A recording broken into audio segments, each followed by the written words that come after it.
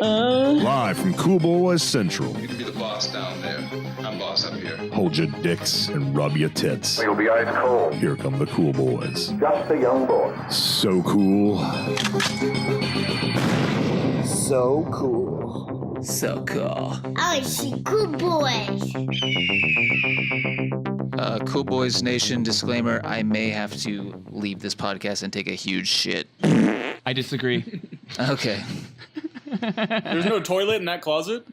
There should be. Yeah, since we've already done this much work, There's a laundry basket. we'll get you on your phone and you can shit on the podcast.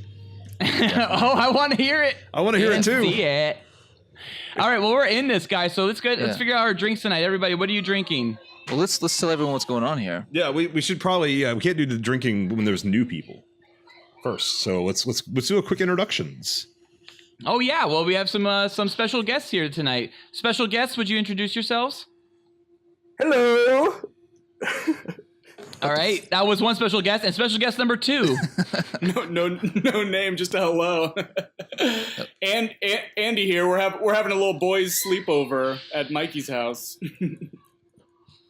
That is a full house. Boys Club. It is, it's a fucking full house. Everywhere you look. Everywhere you fuck. There's a fart, I feel my butt feeling. All right. Well, tonight, I'll start it off. I'm drinking a special beer from a brewery from Claremont, California. And this is the Grapefruit Pilsner, I think, or something like that. Cool. So cool. And then I have got a little bit of wine as well, just, as a backup. You are always double fisting, triple fisting. You're Triple. amazing. Hey, fill every hole. Does anyone have any Clamato tonight? No. It's a Michelada. A Michelada. Do you actually make it with Clamato? I make it with Clamato and Worcestershire sauce and Tapatio, and we salt the rim. You know how we do. I love salted rims. Rimmies. All right, I am so, drinking the most American and classic thing you can drink. Jack What? Daniels. And That's Coke. for you, Jack Daniels, smashing keys. Straight out of the bottle? No, I'm mixing it with melted ice now and Diet Coke. Nice. Gotta watch that figure. Can't make fun of that drink. I mean, I guess you can. Maybe Jack and Cokes are gay. I think Steve's been listening. I guess he's aware that you're watching your figure still. Doug, Yeah. how close are you to Henry Cavill? Miles or years? Oh, dude, but you're gonna get there, and it's gonna look sweet. No, I can't do that. That guy, I need to make that my full-time job. I want to have a tally of how many times we mentioned Henry Cavill and Hugh Jackman and see who's winning right now. Yeah, and Tom Cruise has really fallen to the side.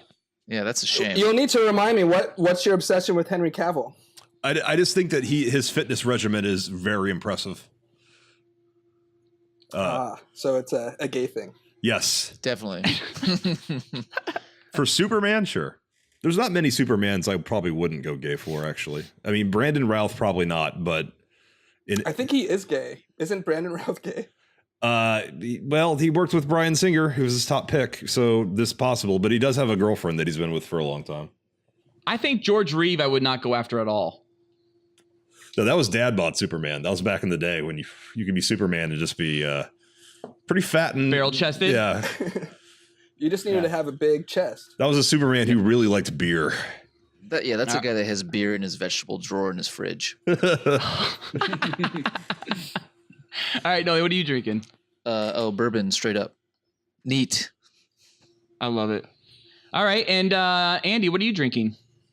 I'm drinking a Manhattan here, and I'm jealous of Nolan, who's drinking something neat that's far manlier than I've ever been able to accomplish. Manhattan's pretty manly. Yeah, Manhattan's very, very masculine. Is it? I think so. I think so, too. I think a Don Draper. Yeah, exactly. Don Draper, for sure. I was in Manhattan with a colleague on my first sales call, and he said, "You got to get Manhattan. It's the manliest drink." And it came, and it was in a tall, thin-stemmed glass with a cherry in it and shit. And I thought it was the most non-manly thing ever. But I tasted it and almost choked on it. Yep. This was many, many years ago, and now I love a good Manhattan. they are so good. I'd say the Manhattan's it's the third manliest bourbon drink. First is old fashioned. No, second's old fashioned. First is just straight up. Straight up. Yeah. Oh, that's I not a use drink. rye. It has to be mixed to count, I think. Okay. Then old fashioned's yes, the manliest. Then a Manhattan. Nice. Okay, good. Oh man, I wish And I then was Use bourbon in Manhattan. Then a Puerto Rican slime ball. Oh, I'm drinking a red wine. Oh, that's fantastic. All right. Well, that was what the Cool Boys are drinking tonight. Greetings, Cool Boys Nation, and welcome to the Cool Boys Podcast. As always, I'm Felk, and I'm here with Ballard. Nolan. and special guests for tonight. Steven! I guess. Andy. You guys have listened to the show. All right. Wonderful. So fucking cool. Cool Boys! Very cool. Yeah, Cool Boys. So, Felk, I think we have a little something to mention from last week. Yeah. A little caretaking here, a little spring cleaning. Mentioned that on our episode 11, Close Encounters of the Gay Kind, we had an upload error where the last 5 minutes were cut off briefly for about a day. That's fixed. So if you didn't get to hear the very end of that, it is fresh to go. And that led us to basically remaster the entire Cool Boys catalog in classy MP3. So everything should be smoother and easier to download too, in addition. Are you sure you don't want to leave the last 5 minutes cut off? You know, cliffhanger, something like that? Just leave the audience wanting more, not knowing how it ends? Who chose to get fucked and who chose to get to fuck? Yeah, exactly. Uh-huh. Everyone needs to find out what our answers were. Yeah, it is all up now. Well, great. All right. So let's get into our updates. So, Noli, you finally saw Alien Covenant. Yeah, despite your guys' warnings, I went and saw that big pile of shit. But I won't review it here. I'll just say I didn't like it. But for our listeners out there who want to find out what we thought about it, you can go listen to our Alien Covenant spoiler cast, aka Galian 10, aka Galian Ark of the Covenant, whatever. And I listened to What the fuck? I listened to the very end of that episode, and as I recall, you agreed with everything we said. Spoiler. Or maybe it was Need More Dong. I don't remember what It was you asked. Need More Dong. Okay. Noli thought the movie needed more dong, if I recall from the Okay. spoiler It cast. did. It did. But I agree with your guys' review. Andy, Steve, have either one of you seen Alien Covenant yet? Nope.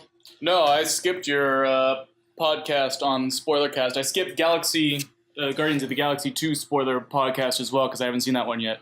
I don't do spoilers. Don't do them. I would say for sure go see Guardians, but Alien Covenant, fuck it. Yeah. Is it as good as Prometheus? It's worse than Prometheus. I like Prometheus more. Prometheus is way better. Really? Yeah. Because that one was like, meh. Correct. But it was at least a cohesive movie where you kind of at least like were invested until it never added up to anything. Right, and the third act doesn't completely change the whole film, and all of a sudden, like, an alien is introduced at the end or whatever, you know? Like, I guess Was that what they spoilers- did at the end of Prometheus? Was it ended where it introduced the alien? Or No, some I sort of think- alien human thing that was the think precursor? Prometheus, that was like the Easter egg end tag. That's not like the same with Alien Covenant. Yeah, let's Alien just Covenant's a little stop bit more. talking about it and move on. Yeah, I agree. It was a shitty movie. I don't want to talk about it. Okay, so all right. So Steve, go ahead. Do your My cool update? yeah. Have any of you seen Samurai Jack? No. No. The guy behind it, Gennady Tartakovsky, I've seen the is like this Clone Wars really stuff. good director. He's basically like does homages to all these old westerns and a lot of sci-fi stuff, and it does great cinematography and stuff. And Great concepts too for the episodes. He has episodes that are fully widescreen, episodes where he just plays with the constant frame. He has one episode where you don't even follow Samurai Jack and you just follow like a detective the entire time. It's fucking awesome. it started out as a kids show, and then basically it ended 10 years ago, and now they came back 10 years later on Adult Swim, and so it's more for like I guess an adult audience. So it's a lot darker, and it's basically like a sequel to the series, but it's really good, and I highly recommend it. It's a lot of fun. What do you mean basically a sequel to the series?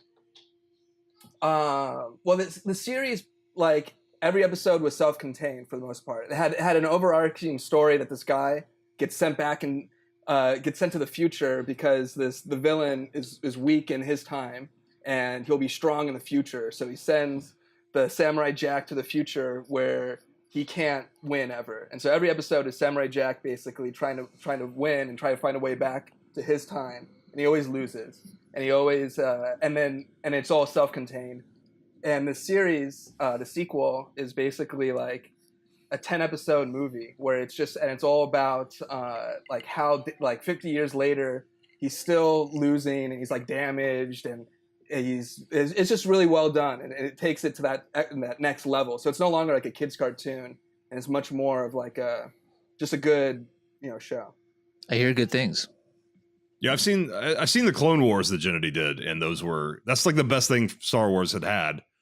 Brilliant. Yeah, so maybe even still the best Star Wars stuff. The only good thing that came out of the prequels was literally Gendy's Clone Wars saga.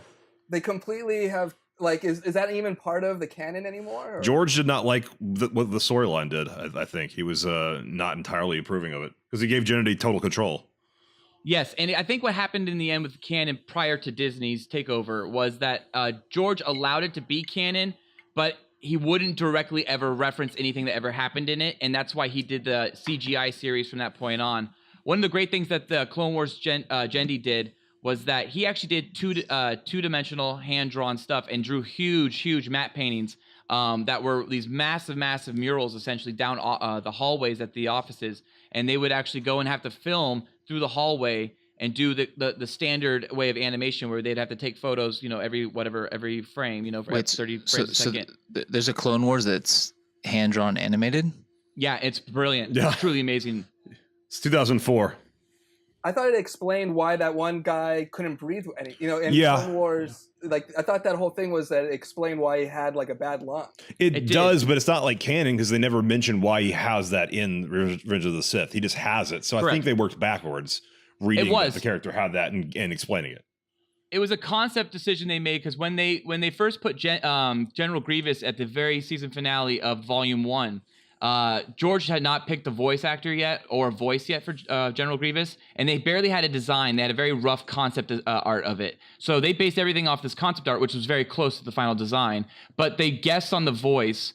And so what they had to do to fix the voice at the end of Volume 2, because they used the same voice actor for Volume 2 as they used at the end of Volume 1, they had Mace Windu crush General Grievous's throat, and which caused him to lose his voice, and that's why his voice is all different, and he's breathing all weird throughout Revenge of the Sith. Yeah. Well, we should Nerd alert. probably move on because this could be a very dangerous topic to... Well, and Andy, what's your I have a few more questions. Oh, okay. I was just kidding. Oh, all right. Well, Andy, what's your update? Do you guys read books, or are you guys too cool for books? I love Stephen fuck is a King. book? Yeah, I love Stephen King's audiobooks. I'm having to do like the Stand in like multiple parts, but I made it all the way through it. Yeah. The Stand is one of my favorites. So I'm not reading 4,000 pages. It's long as fuck. I heard that The Dark Tower is finally being made into a movie, and I've read that series. I don't know if you guys are familiar. It's like 7, actually 8 really long books. Most of them are very long books. I've read it twice, and it's been many years, and I just read it again and finished it a few weeks ago in preparation for the movie, which I hope to God is going to be amazing. I heard some things about the movie. Tell me, because I've heard zero and I know nothing. This movie's gonna be shit. Yeah. Yeah. Well, I heard that it's like a sequel to the series. So they're basically taking a lot of liberties. So they're going to touch upon stuff in the novels, but it's all supposed to be taking. It's like how That's fantastic. So the way the book ends, it's basically he's. It's following the next step, basically. I don't want to be a spoiler. I don't want to spoil that. Basically, it's made for me, and for you, it's like, fuck you. I disagree. As somebody who hasn't read the books, I'd like it if they just made the first book into a movie. I'm sure they didn't do that. I know. I wish they would. No, you don't know the first book.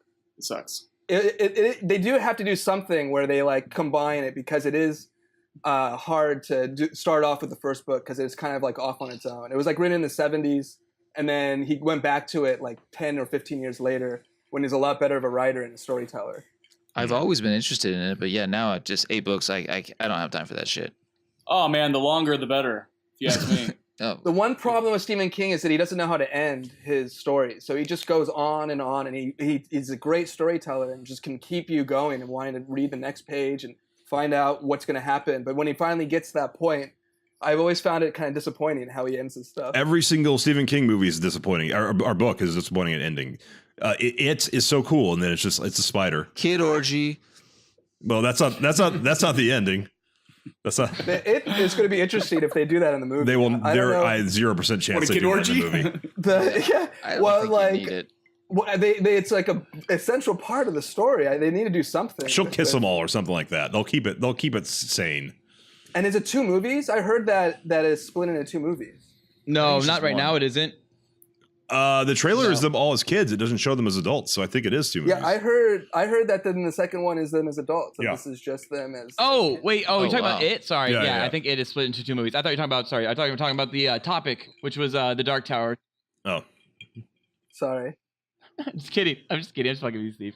Felk, what did you have nothing under updates? yeah. I mean, because this is going to be a very full episode. So I mean, I started watching season 5 of House of Cards because that dropped. Just more House of Cards. It's very talky. It's not. It's nothing exciting has happened yet. I'm excited for House of Cards, and I'm excited for F is for Family. To like- check out the second season, F is for I Family. haven't watched that. Show I got 3 seasons invested in, and then I want to finish it, but like I don't know if I can. It gets really good in the 4th season. To finish up, I also watched Gout or Get Out, a movie about black people. It was Is that good. good? I thought it was. I thought it was good. good. It's definitely overhyped, and there's probably a reason for that. But it's a decent horror movie. It definitely is interesting the entire way through. It's short too. It's like 90 minutes, so it delivers the scares with unique social commentary, but it's overhyped. I actually have a quick question for you, Felk. I saw Get Out and I loved it to death. Did you laugh at the TSA agent? Yeah, it's basically a horror comedy. I mean, it's as like much a horror comedy as I feel like Gremlins is. I thought it was just a straight horror comedy. Yeah, Yeah. but they advertised it pretty straight, and I did not realize there would just be a straight up like comic relief character who is like basically funny in every scene, even when he's advancing the plot. So it's almost a horror comedy, and I think that stuff I didn't expect. So anything I didn't expect, I really liked. I just that movie's kind of the victim of a trailer that gave away way too much of the core concept, and just a little bit overhype. But I didn't expect the comedy. And I liked it a zero lot. clue. I had no idea what it was about. My brother picked me up, took me to the movie theater. I had zero clue what I was into, and absolutely loved every second of it. Yeah, I think it would be a way more effective movie that way. So that makes sense because I kind of already knew pretty much everything about it. Oh wow. Just through the trailers. Spoilers. Just through the trailers. I mean, just through the trailers and some reviews. Yeah, the trailers give away a lot of stuff nowadays. I mean, Spider-Man: Homecoming is a great example of that. You mean Iron Man Homecoming? Oh bing! shit! Shots fired. Well, I actually saw a horror movie that was an incredible concept piece that was 1 minute long. It was part of a fan festival that was 1 minute long horror movies. It was called Lights Out, and then they made it into a 90-minute movie, and it fucking sucked. And I just watched that recently. I do not recommend Lights Out, but if you want to see a good Lights Out, watch the same director's short called Lights Out as well on YouTube or Vimeo. And it's 1 minute long, and it is fucking a great horror movie in 1 minute. But the fucking 90-minute movie is terrible. I highly can't further recommend not seeing that fucking movie. And it's Vimeo, not Vimeo, is it?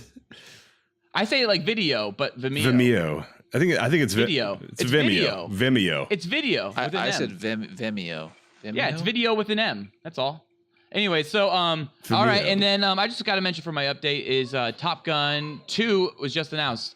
Is anybody else's dick super fucking hard? Not at all. I think it's gonna be terrible. Dumb idea. And You think it's Joseph gonna be terrible? Kosinski's not very good. Pathetic. Are they Is gonna Val keep Kilmer in it? Yeah, Val needs to be in it. Nope. Too fat. I know Val needs to be in it. Val for sure. posted on his Instagram. He said, "Tom, I'm ready," and he was wearing a shirt that said "Cool as ice." No, he didn't. I swear to fucking God. I think that's real, yeah. He's in. Cool Boy Nation, go check out Val Kilmer's Instagram and check out that Cool as Ice t-shirt he's wearing. Yeah. Well, I that's mean, fantastic. It's gonna be about drone warfare. Give me a fucking break. Is that what it is going to be about? Is that Yeah. official? And Tom Cruise would be like, guys, I'll tell you why you don't need drones. Watch me fly. And everyone's going to go, oh, Yes! fuck, it's Maverick. I'm a Maverick. Days of Thunder. But you know the scene when he lights up his fucking jet and flies off to go take out some dudes? I will get huge. You'll be in the theater for that, coming all over? I will jizz all over your face. I will literally be a one-man bukkake. Good. Super gay. And I will also making panty puddles. You have a vagina that gets wet? What? Yeah, no. I'll just come in my panties. But yeah. So Andy, Steve, are you guys excited about Top Gun 2? I've never seen Top Gun. How's that possible? How's that possible? I've seen like parodies. Oh And God, I don't even want to talk about. Pull down your pants right now. I want to make sure that you have a dick. Yeah, Pull whip it down. out. Top Gun is a very gay movie. Top Gun is a very gay movie, especially the entire Playing with the Boys. It should not be held scene. up as like this is a masculine movie the way like fucking Predator I don't is. think it is held up for that. I think it's held up for high octane. It's not high octane either. It's about a Not gay Michael Bay, man and a Tony Scott. lesbian falling in love. Like they have the least chemistry I've ever seen. But there's chemistry between Tom Cruise and Anthony Edwards and Tom Cruise and Val Kilmer. Andy, what do you think about Top Gun 2? I'm not so interested. Good. Jesus, am I the only one that wants Yes. to see Top Gun 2? I think so. Well, In I will fucking America. be in that theater. I will be watching goddamn Top Gun 2 in 3D IMAX. I think Top Gun was amazing. Are you excited for The Mummy? I can't wait to see The Mummy. Are you excited for the Universal Monsters universe? No, but I can't wait to see The Monsterverse? Mummy. Dark Universe? How about all the No. billboards they've slipped Tom Cruise like right up the middle now? It was just like the mummy's eyes, and now Tom Cruise is there. And they know what they need to do. Sell the movie, cruise it up. Yeah, he's such a huge box office draw. Jack Today. Reacher, Jack Reach Around. Jack Reacher, Reach Around 2 flopped. Never go back. It tanked. Never watch again. And the last Mission Impossible underperformed. No, it Edge of didn't. Tomorrow is good. That was been theaters for like 3 weeks. Edge of Tomorrow. Oh, wait, whatever. Well, I saw Edge of Tomorrow in theaters. It wasn't in just for 3 weeks, but I did like it a lot when I saw it in theaters, and it was wonderful. You guys gave me the wrap up signal and then you kept going. What is the official title though now? It's Kill, Repeat. Live, Die, No, Repeat. it's Live, Die, Repeat, but they actually are going to call the next movie Live, Die, Repeat something. Like they've Yeah, changed the it's- movie title. So the second film is not even Edge of Tomorrow, Yeah, anything. It's completely fucked up. I loved it. It was a great movie, though. No, It was- it's a good movie. the marketing was a completely atrocity, Disaster. like for sure. Disaster. And then the other thing I did is I watched the Punisher 1989 one with Dolph Lundgren. And I gotta say, that's actually probably one of the better Punisher films, not counting the Netflix first half of Daredevil 2. But, oh my God. Let me tell you this, Noli. You're gonna love this. The final shot of the Punisher 1989 is Dolph on his knees, back to the camera, naked, Yeah, doing butt naked, Yeah, he's posing. dong. Just Dong. You can see his balls. You can see his fucking balls and dong just hanging. Are you freeze framing this? No, it's a long shot and it's a long take as they With push the, in with on the him. And you candles. just see, The candles are going right. yeah, the candles. So you've seen Yeah. it? You've seen it, Noli? Oh, I haven't seen it recently, but I knew that. I know that movie. I've jacked Dude, off that's a to it great. once or twice. That's actually not that bad, but super 80s. Yeah. You know what it reminds me of? It's like, it's really shocking to think that came out the same year the Batman came out, and how different the DC film was from the Marvel film that year, because the Marvel film was just like a straight up 80s movie, like 80s action film, and it's great. And then you have and then Batman's Keaton in DC, but very artsy. But there's one scene in The Ninja Stars. the Ninja Stars, yeah. But there's a ninja that tries to grab Dolph by the neck with a chain, and ends up actually smashing into Dolph's nose. And you just see Dolph Lundgren get so fucking pissed at the stunt guy, and he unleashes on the stunt guy when he has the opportunity. And you could tell there was an extra, like, a little oomph in that hit when he actually clocks him, because he was like, you just fucking, like, almost broke my nose right now. It was pretty intense. It was a pretty nice little fuck up that they left in the movie. I liked it. Love it. Love it. But is it better than Thomas Jane? I like Thomas Jane's Punisher, but it's just really different because it's Thomas Jane. you No, know? that movie fucking sucks. The director's cut's not so bad. Fuck it. But Punisher was definitely a hard R, especially for the 80s. Well, speaking of hard R movies, that brings us to our Cool Boy show topic. Report preliminary findings. Not worried about her. We gotta keep him gagged. Cool Boy Nation, pop your cocks. and drop your tops. It might be interesting and important for you to know. It's time for our Cool Boy Show topic. Hey, I like that. Spoilers. No sweat. So cool. On August 10th, 1984, only 3 months after parents were outraged over the release of 2 PG films, Temple of Doom and Gremlins, Red Dawn would become the first film to be released with the PG-13 rating, thus starting a trend for Hollywood that would end up castrating filmmakers from ever attempting to make true art. For the next 30 years, PG-13 films would reign supreme at theaters and the box office alike. And I don't entirely agree with that really, because like PG-13s aren't softer than PG. They allowed them more freedom. They did a little bit, but it was like you can kill and decapitate heads if it's an alien or an orc. But I want to let Cool Boy Nation know Critters 2 has tits in it, and it's PG-13, so you should try to jack off to it and then get back to us about it. Yeah, I understand. There's a lot of PG-13 movies with tits in them. I Titanic. think so. I'm pretty sure you're right on that. Doc Hollywood. I mean, there's lots of PG-13s with tits. It's PGs with tits that are really impressive, like Airplane Yeah, that was a good one. Yeah, for sure. and Dragon Slayer. Oh yeah, that's right. Excalibur. That is tits.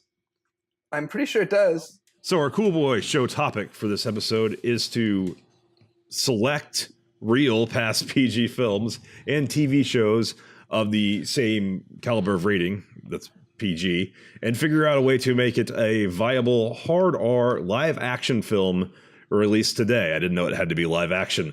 And for reference, hard R films are films pushing the envelope, films that amp up the levels of violence, cussing, nudity, blood, tits, gore, sex, guns, pussy shots, explosions, fucking, squibs, etc., up to the number the scale goes up to, which in this case apparently is 11.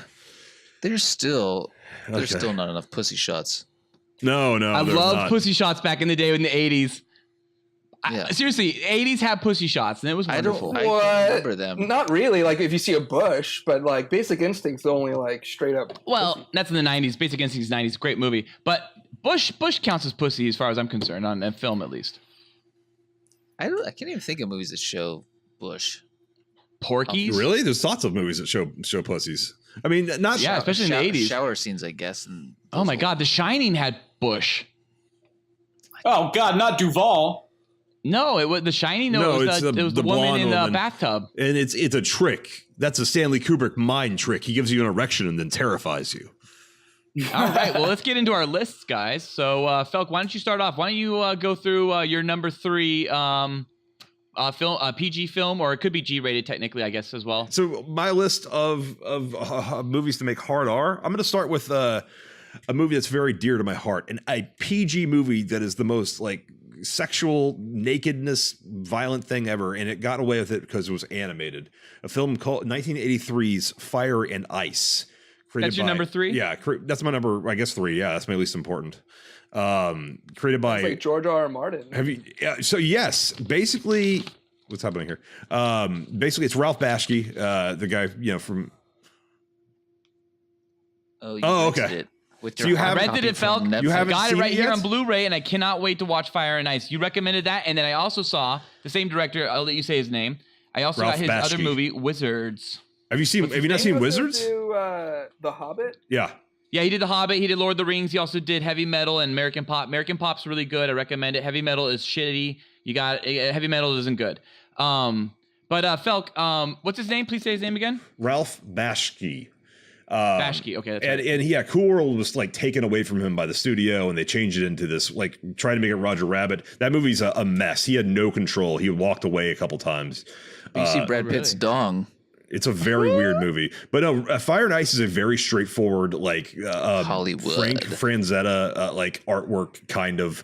It's a collaboration between him and Ralph Bakshi, just like that barbarian guy who's basically wearing a loincloth, taking this hot maiden across a barren kind of fantasy land. It's basically a very simple Lord of the Rings-esque story, but there's a chick who's basically animated, but in a thong, the entire movie, and also the men are pretty much naked the entire movie, and it's violent as fuck. Yeah, if you guys haven't like watched a trailer would convey the visuals pretty quickly.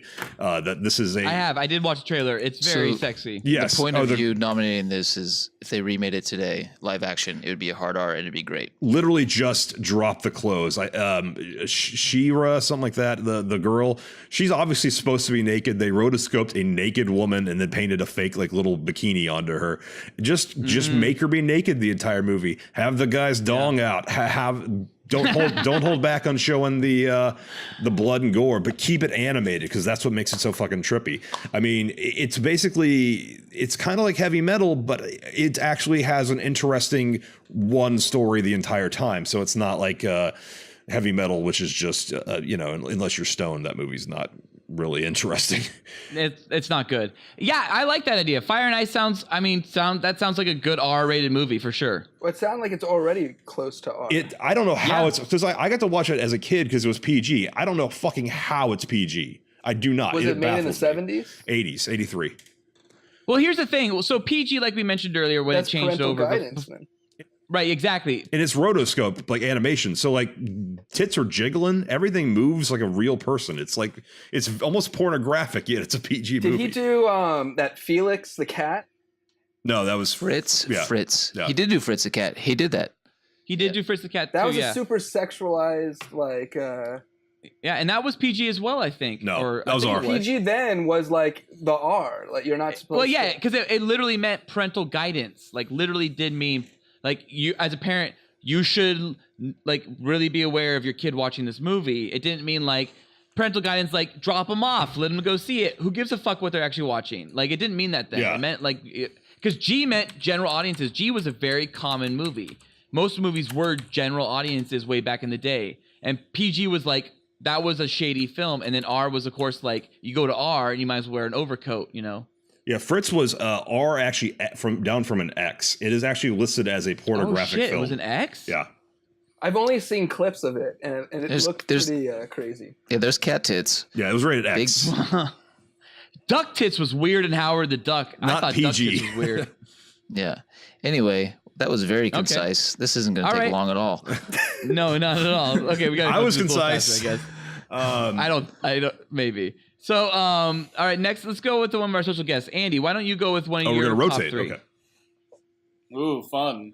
You texted me earlier about this today, Ballard, and I started to think about what I grew up with, and the first one that came in my head was Labyrinth, because I fell in love with Jennifer Connelly as a kid, and I wanted to see her tits. Now, You were I'm appropriate sure age. if they remake it into an R, I'm sure it wouldn't be Jennifer Connelly, but it would be. I'll tell you so what. wonderful. R would have David Bowie's dick out the whole That's movie what I was instead of gonna ask. behind a little like sheet of like tights. That's when we were allowed to disturb children. In Yeah, movies. really. That dick is out, man, and he is on patrol, and there are a lot of midgets around him. All those like David- Henson movies. Yeah. It was Henson, wasn't it? Yeah, it had that like level of creepiness. Isn't it crazy that back in the day that how like Henson was the epitome of amazing special effects in a film, like puppet wise? Like, Kinda that was, still and is. then like it was just like it's partnered. It was almost like a brother to ILM, and then eventually ILM just took over and just destroyed. But whatever, that's another day. Another dong.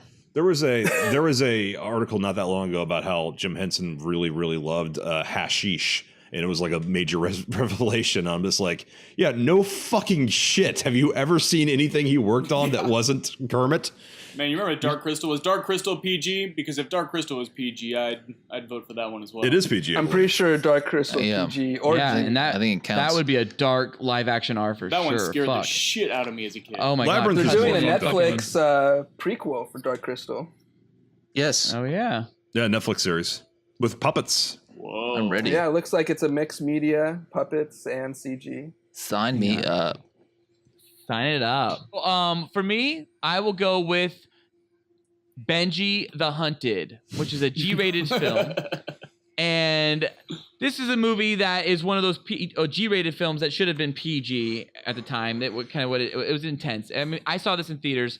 is one of the first films. I can't recall actually which one is my first film. It's either this or the one of the re-releases of Snow White and the Seven Dwarfs. Anyway, so Benji ends up, getting lost on an island, and there's a whole like shipwreck or whatever. But I'm saying you do the shipwreck R, and we got some people on this boat die, Titanic style, fall into fucking some propellers. Looks great. Red everywhere. Blood. Red seas. Then you got Benji gets washed on shore. He comes across in the movie a mountain lion and a wolf and a hunter. Well, the mountain lion gets shot by the hunter. Get to see that. Looks great. Blows it away with a shotgun maybe. Takes out some skull. And then he ends up taking the mom, this cougar, and she's got pups or little cubs. Benji takes care of those cubs. That's actually how the movie works out. But eventually the wolf is chasing Benji and trying to scare him. Anyways, this wolf, let's have this hunter now all of a sudden have a couple more of a family. Wolf takes out the family horror style. So we get some nice animal horse thrills and kills. And then Benji has to save the day. What he does actually in the movie is he tricks the wolf into running off a cliff. And then the wolf falls off this cliff and makes that classic goofy noise like that. Ow, hoo, hoo, hoo, hoo. Anyway, so wolf fucking falls off the cliff, but we see the splat in R. And then you see, and one of the cubs actually in the movie gets picked up by an eagle and it gets eaten. But this time we see the eagle take the cub and fucking eat that shit in the nest. And then Benji gets saved. And it's describing both the PG movie and also what you're thinking? This is very confusing. The R? Who knows? I'm lost. I've never seen Benji or heard of it. Which is the real and fake? What's going on? Also, you said live action. Benji is live action. The movie is actually live action. Okay, well. But that what I described was the actual story of the PG movie, just slightly changing it to make it more R. And the hunter can cuss all he wants, and maybe he fucks his wife, and it's super hot. I'm changing my number one. Yeah, all right. So that's Benji Hunted. So I think it would be a great hard R. It'd be silly as fuck to be hard R because you'd be following this cute little dog around and all this violence is happening around him. And I think that would be fascinating to see. Yeah, and Benji the Hunted is a great movie. And you know what? I recommend it for kids. I don't know if it's viable as a hard R. Yeah, I'm gonna do a suggestion. No, here, it's not. That's a huge stretch. Rather than drop one of mine, I'm going to say the classic film Milo and Otis, because Milo and Otis is a live action film about a dog and a cat going on an adventure, and it was made made in Japan, where they don't give a shit about animal cruelty, so they just fucking killed a bunch of pugs and broke cats' legs to make that movie. To get a cat to limp, they broke its leg. To have a pug fall down a waterfall, they just threw a fucking pug down a waterfall. I know. Just re-edit that movie. Just re-edit. Fucking horrifying. Re-edit that movie with the missing footage and make it R by showing all the fucking accidents that happened or the results of what. So this is more a making of. You just need a making of. Yeah, make a making of Milo and Otis. It's rated hard R. How many kittens drowned in that river scene? And it was actually filmed over 5 years because they were doing so much fucking atrocities to these animals. That's horrible. Yeah, I would love to show this to my kids. That's real? Fuck. You guys aren't lying about I have this? it. No. I watched it as a kid. I had the VHS, and I remember being like, yeah. Dudley Moore was the voice of the narrator and the animals and all that shit. It's a good movie. Yeah. My sisters and I grew up with that thing. I can't tell them this. Yeah, they killed. I will keep this a secret forever. Super fucked up. Super fucked up. You gotta read about it. It's amazing. And Cool Boy Nation, I recommend you go look up the Wikipedia article. Yeah, on this. they cycled through 20 cats to make it. Yeah, Jesus. It's oh my god. Yeah. Oh yeah. It took them 5 years to make this movie, and when they sold that back in the 80s as 5 years, they were like, yeah, because we followed the animals throughout their lifespan for 5 years, and it's like, no, you kind of lost some animals in the process.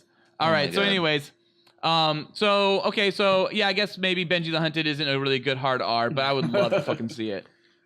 All right, Steve, why don't we go with you next? What's your hard R?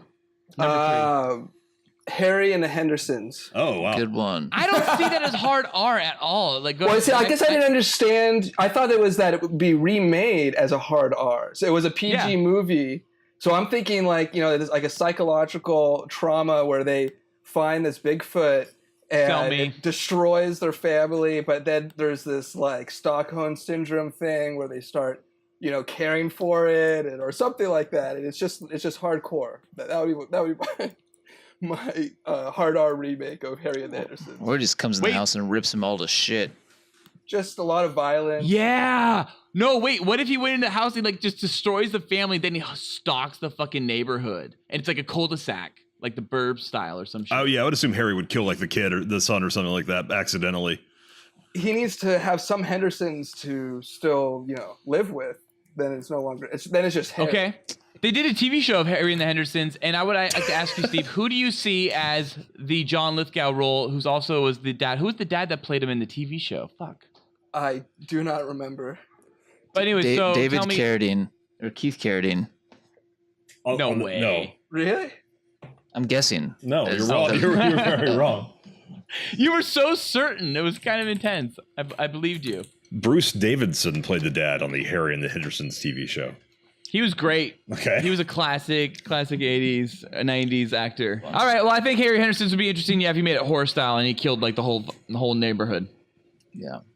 Anyway, all right. So I'm going to pick a perfect PG 80s movie, and it's called The Goonies. And the only way it would be more perfect is if at the end all the teenagers just busted out into a fucking huge orgy, sloth and all. Oh. And that's the only way to make it better. That's the only way. They're all you boys. see it being hard R. There's some Don't chicks. change the No, movie. there's 2 chicks. There's Just two chicks. orgy at the end. Oh, okay.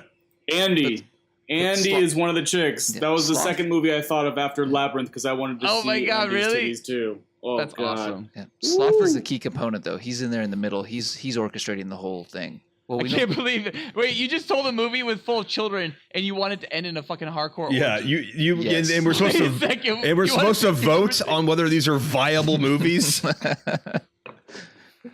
It's the only way it's better. Not By the viable. way, that's practically an R-rated movie today. Yeah, teen orgies. At least it's not kittens dying. It's just kids fucking. I know, One-Eyed Milo Willie. and Otis, man. One-Eyed Willie. Oh, Jesus, yeah, One-Eyed Willie. Brings a new. Oh, yeah, and One-Eyed Willie actually is like a penis that they have to like find at the Yeah, he's end. a huge penis. Yeah, See, concise. done. All right, okay. Waiting for I it. probably wouldn't see it. Yeah, when you fucking just Hard R. blow us are like away with like impossible horrific situations.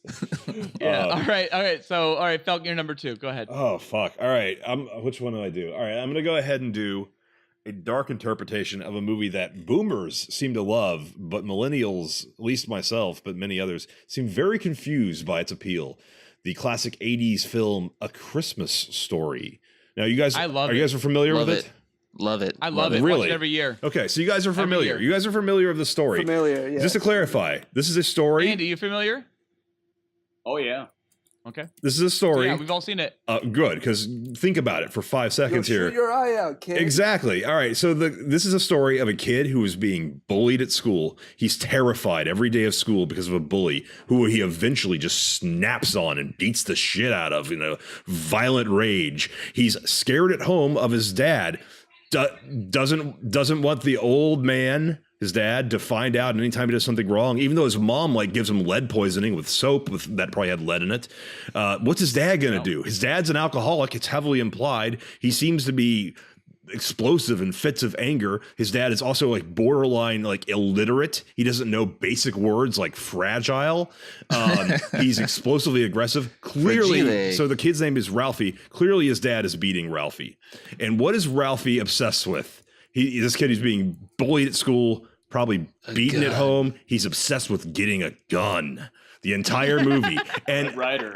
yeah. Wait. Oh, so you're describing we need to talk about Kevin. Basically, my point is make the movie the exact same way. Maybe make it a little bit darker. Actually, show the dad hit him.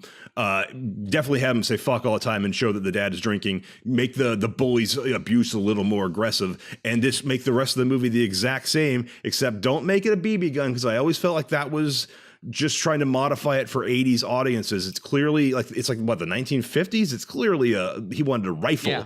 So just have it be the exact same movie, but replace its last 20 minutes, like the little extra vignette at the end after he gets the gun, replace that with the last 20 minutes of the movie Elephant. R-rated movie. And you thought teen orgies was too far. I thought I was going to go all and then end it with the teen orgy. Now we're talking about fucking mass shootings at high schools. The last 20 minutes is Christmas and teen orgies only. It's a Christmas story. It's a dark story. Why does the kid want a gun so badly? Yeah, really. Oh wow. Okay, you That's know the what? one with All right, the cool. wait. That's the one with the tongue stuck to the pole, right? The ice Yes. pole. Yeah. Yep. Oh, that could be horrific. R. Yeah. Phil, And, make that a and you dick. know what you could do? You could even have it when he says, when his dad blows out the tire and he goes to change his tire and he's like, timing himself because he's always like he's the best tire changer ever. And when Ralphie goes out to help him and Ralphie drops everything and goes, oh fudge. Well, you can actually have him say, oh fuck, finally, because it's R. But then also you can have the dad beat Ralphie with a tire iron. Exactly, and make it clear that he's drunk at the time. Yes, yeah, he was drunk and driving the whole family back from Santa. That was common in the 50s. Everyone drove drunk. Holy shit, Felk, that is a great pick. Absolutely. There was a Jalopnik article today about how cars had like bars in them back in the 50s. It's like that dad was clearly drunk in that scene. Just make it clear and make it R.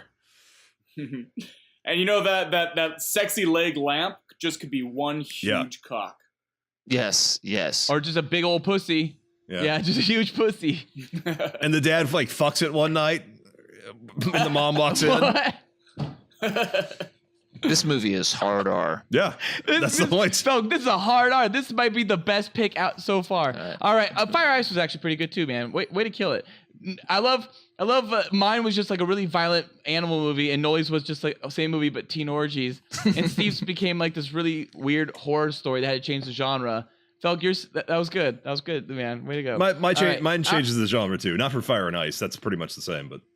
That's the same. No, dude, that keeps Christmas Story still. Christmas Story is dark. It's a dark comedy Christmas movie. I don't think it's really a dark comedy. It's not. It's super lighthearted and fucking It's very wholesome. Like 24 hours on like TBS. It's the most wholesome thing ever, and it's a story about a kid who like wants a gun for vengeance. That's a dark comedy. Well, okay, but maybe I'm wrong. Cool Boy Nation, you tell me. All right, well, Andy, what's your number 2? Well, speaking of dark comedy, tell me if this is one. I selected The Burbs. Ooh, that's dark comedy for sure. See, I think that Burbs is pretty much perfect. It's a dark comedy. Yeah, it is. It's The Burbs is one of the best films in the world. The Burbs Joe scared Dante. the shit out of me as a kid, and then I watched it again later in life, and I laughed my ass off, and I think it would be great as How do you make it R? Yeah, same thing. Scared the shit out of me as a kid, and when I saw it later in life, it was like one of the best comedies I ever saw. I saw it in the movie theaters and had to leave. My parents had to take me out because it was too frightening. It was fucking What was scary as a frightening kid. about it? Nothing. I watched it again. I think it was just the setting. It was like just the ambiance. Yeah, them creeping into the house. Those the freaky creeping dudes in the across house. The street. Woof. The bodies, the dream sequence was really scary. I remember as a kid. But yeah, The but you know what? That's Universal funny. Studios That's Joe Dante, and Gremlins, which started off the PG-13 craze, was Joe Dante as well. Yeah, Joe Dante was great. Toy Soldiers. Yeah, Small Soldiers was his last good film. He did The Holes, but I never saw it. Which one? The Holes? It's called Holes, not The Holes. Yeah, the Holes.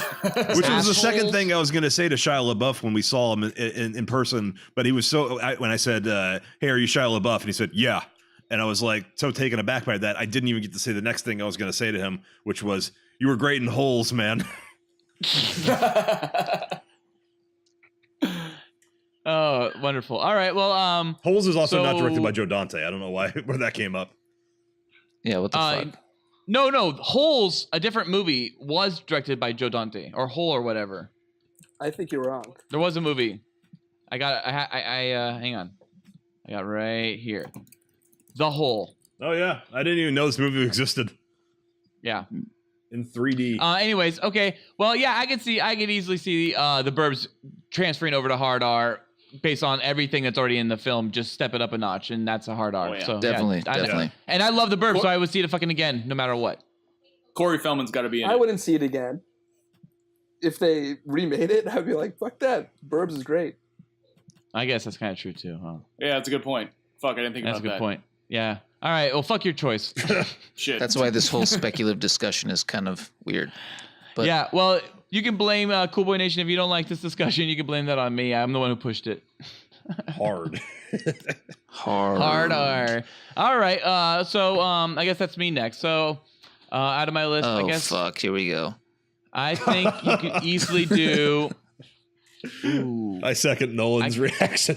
So my number 2 is Top Gun. And I think Top Gun would be an incredible R-rated film. Instead of, Maverick giving him the bird, he can put his dick on the fucking glass. And, the volleyball scene could be fully nude. The sex scene could be hardcore. Penetration. Oh, really? We can get some fucks in there. And you know what? You can't show penetration in an R-rated movie, right? Sure okay, well, we'll see like color of night penetration. And then why not have, some close-up shots I of the want body exploding. Munich penetration. Munich penetration. That was fucking hardcore penetration. That's what I'm talking about. Wait, Munich? The movie Munich? Lots of Munich. sweat. Lots of sweat. It's a lot of sweat while he's thinking about all the athletes blowing up in the helicopter. He's like fucking his wife. Who's like 9 months pregnant. That's a horrible scene. That's not sexy at all. No. It's a scene at the end and she's already given birth. Very awkward scene to watch with your dad. Yeah, awkward scene, Noli, to watch with your father-in-law. Yeah. Yeah. For sure. Why are we in Munich? Munic's a good movie. That's a hard R. Munich is a fucking hard R. That's a great hard R. It's already a hard R. What's happening? So I say Top Gun. I think Top Gun would be a lot like Munich if remade today live action. That's a hard R. It's Top Gun in Munich. Can you imagine a live action Top Gun hard R? You mean besides the animated Top Gun? Right. Yeah, that one. Yeah. You know what? Top Gun should have been an animated 1980s like TV show on Saturday morning. Maverick and Goose every morning. They totally ignore the continuity, and Goose just exists again.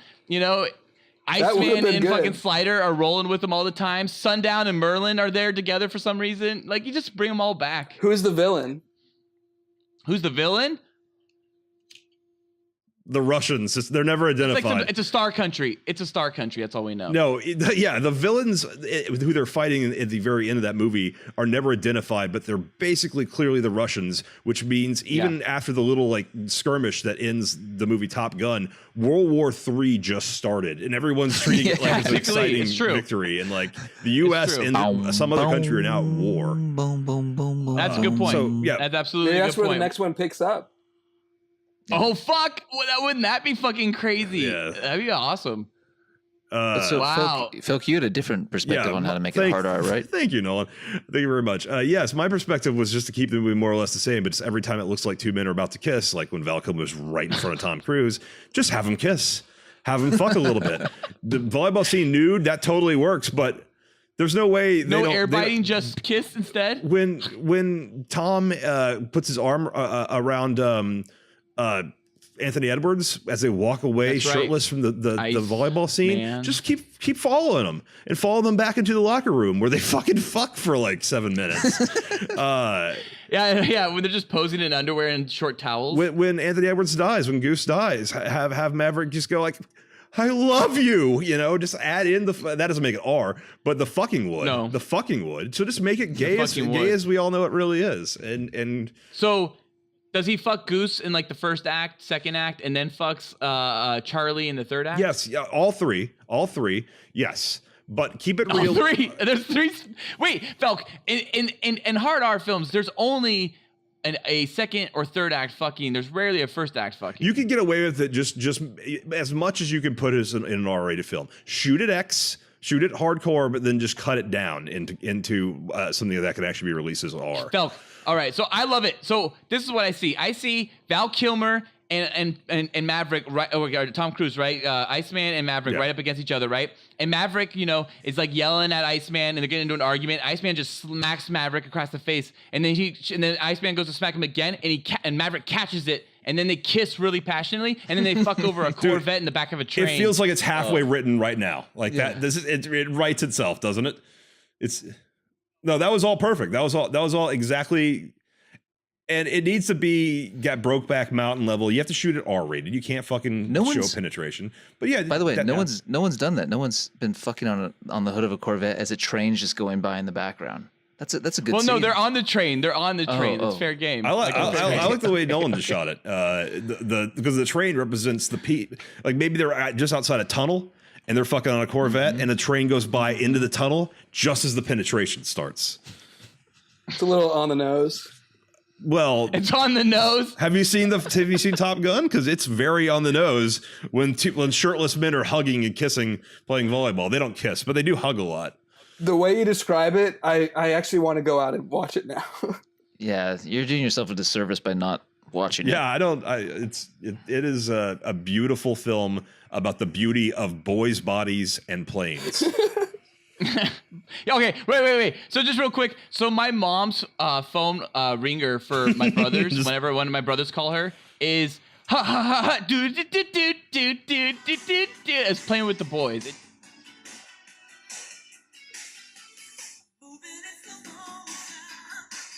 Oh, there it is. So good.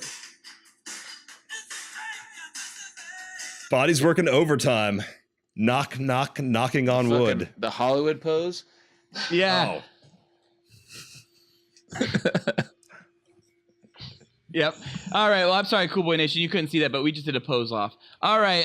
So yeah, Top Gun. I would see that R, and I would rather see Phelps R, but mix it with a little bit of my R, and I think we got an Oscar winner. All right. So who just did it? It was me. Okay. So who's after me? It's Steve. Number 2. So I'm thinking that the Steven Spielberg, I think it's Steven Spielberg classic, An American Tale. It's not his movie, no. He produced it. Don Bluth. It's Don directed Bluth. it. Yeah. Don Bluth. That name sounds familiar. He's a legend. He did Secret of he is. Nim. He did Dragon's Lair, all those games. He did Cock-a-Doodle-Doo as well. Yeah. Oh, that's not R. How are you gonna make that R? That's a reach. He's just trying to draw on any G-rated movie and make it R and be all cool and win the game. I guess honestly, the only way to make American Tail R, because it is based on like Jews in Russia, is that you'd have to go Holocaust style with it. You would just turn up all the like hardcore factors that's going on with this immigrant being Jewish immigrant taken advantage by.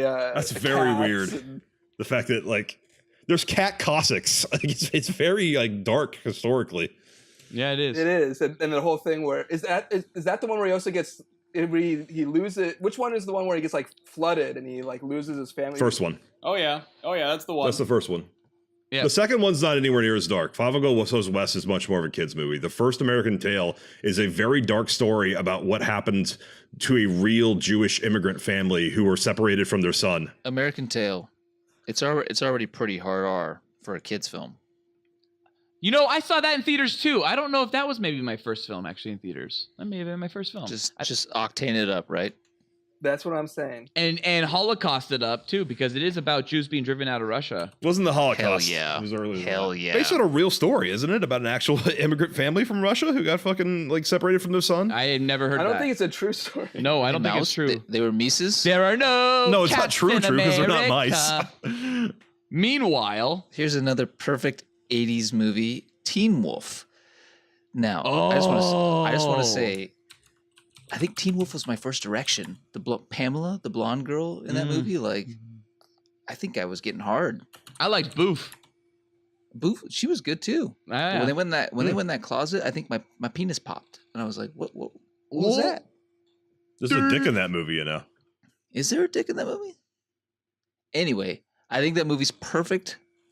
The only way to make it better is wolf orgies. Wolf orgies. You can have a werewolf. You can have him. There killing seems to be a high school theme with how students. you're making your movies are. Yes.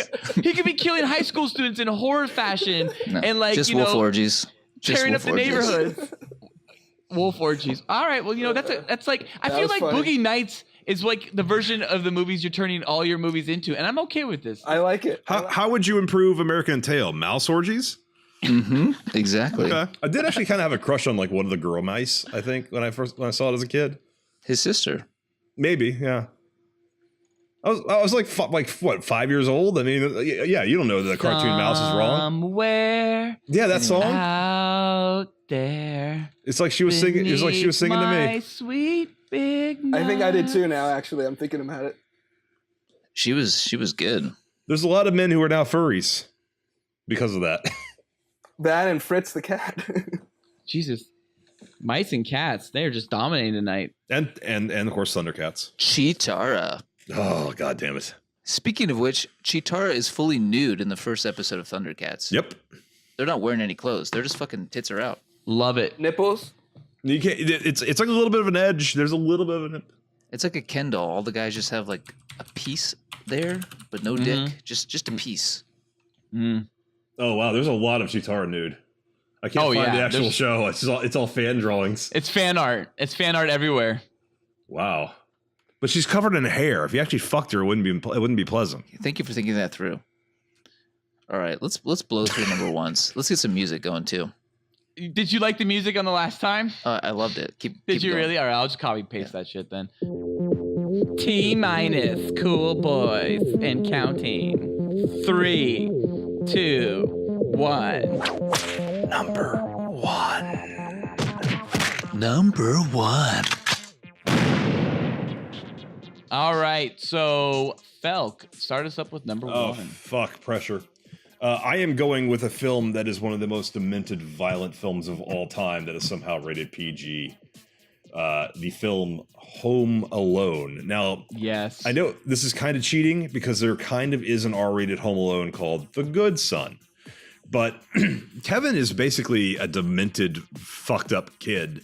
And the only catch, so he actually believes, I think if you watch that movie, that in Home Alone, he makes his like entire family disappear yes. by You're wishing correct. them away. He thinks You're he has that power. So he is delusional. Like, even for a kid, he's like insane. He believes he has godlike powers. So just take that to the next level. Like, robbers are invading his house. Rather than call the police, the movie gives you the reason that he never calls the police because he thinks he stole from like a grocery store accidentally. And that's why he doesn't call the police, but it's very poorly delivered. Just make it clear he's dealing with this himself because he wants it. He is out for blood. And then just add blood to the movie as is. Allow everything that he does in that movie, like throwing paint cans full at, a person's head or setting a man's skull on fire. Or he shoots a dude in the face with a BB gun. Yeah, he does. Hello. So, that's Daniel Stern, right? Just have it hit his eye. Take that one eye out, so the eye is just this bloody mess. And at the end, right when or Felk, add more robbers to the movie and just give him real bullets. Yeah, he just takes out a dude, because you're right. kills them. He would have killed them in like 5 minutes in. So you definitely have to add more bodies for the realities of what he's doing to them to actually set in. But at the end, two at least survive because they chase him to the old man's house. Old man doesn't show up, right? When Joe Pesci's about to bite his finger off. Bite it. He bites his finger off. Yep. The movie fades to black. No music. I like it. Good picks, Felk. That would be a hardcore R. Did you guys know that Home Alone was done? They kind of like did a recent kind of like pseudo sequels with Macaulay Culkin as an Uber driver. Yeah. And No. he talks about being Kevin McAllister and how it left like being home alone fucked him up, and he's like had all this like fucked up life experience because of it. It's a series on YouTube you can find. It's called Drivers, but instead of an I, it's a Y, and there's no E. And it's Macaulay Culkin and a friend I guess is directing it, and it's about old Kevin McAllister. Yeah, and it's a lot less funny than it should be, considering we know how fucked up Macaulay Culkin's real life was because of those movies as well. And his parents. It is. Yep, for sure. All right, well, great. Good number one. All right, Andy, you're number one. All right, my number one, I got 3 words for you guys. Jessica Rabbit's titties. Oh, I was hoping the last word would be one. pussy, but I would like to see her tits as well. Those Wait, I'm going tits. to Google her nude If right it has now. to be live action, does that mean she has to be a real person? Or can she No, still be we a dropped that. sexy I want person? Fire and Ice animated. Okay, good. Yeah, Good, okay, I'm thank okay with God. Is it still classified as live action since most of it's live action anyways? Yeah, it is. I Yeah. think so. Anyways, yeah. Or hybrid? But it would have to be Christina Hendricks would have to be Jessica Rabbit, right? Oh, and her she's- naked would be amazing. Finally, Jessica right? Rabbit's known for 2 things: big tits, tiny waist. Yeah. Yeah. Christina Hendricks is kind of larger. You can CG her down, but she is thick the entire way. I'm actually surprised you find her attractive. I thought you liked thinner girls. She's big. She's fine to me. I mean, I think so. What's wrong with her? Nothing. Nothing. I'm nothing. Who was the bad guy in that movie? He was scary. There's Christopher Lloyd. Christopher Judge Lloyd. Doom. Judge Doom. That goop, or what did they call the goop in that?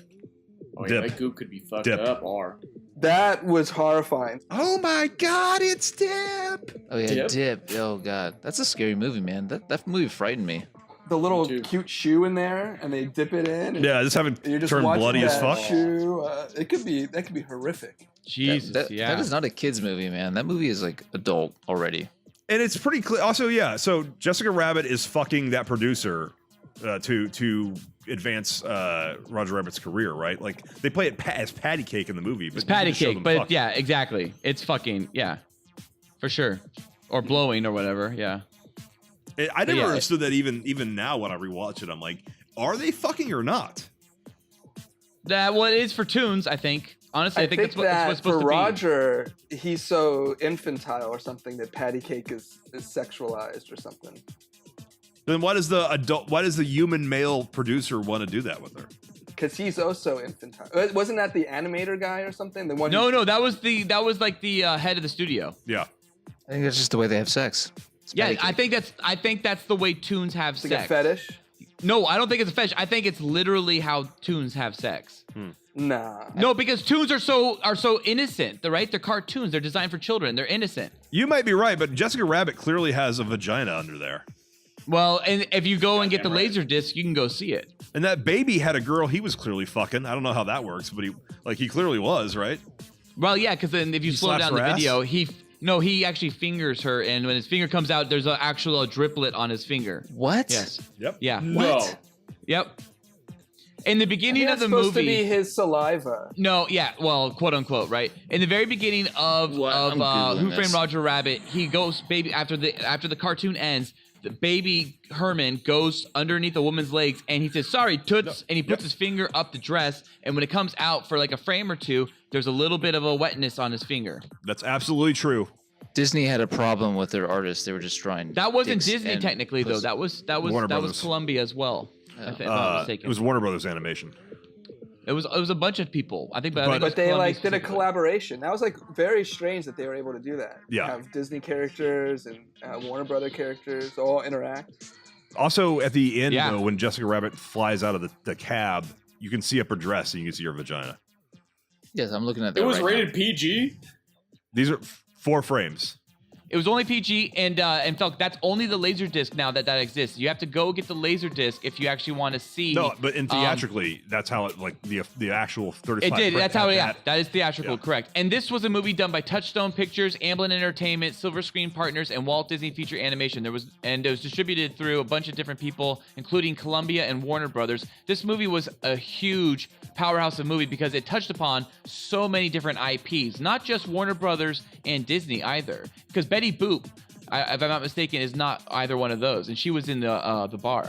She's public domain, I think. But it was great to see Daffy Duck and Donald Duck go at it, and Mickey Mouse and Bugs Bunny like make fun of Bob Hoskins as he's falling. Well, now it seems like Disney owns the rights because it's at Disneyland.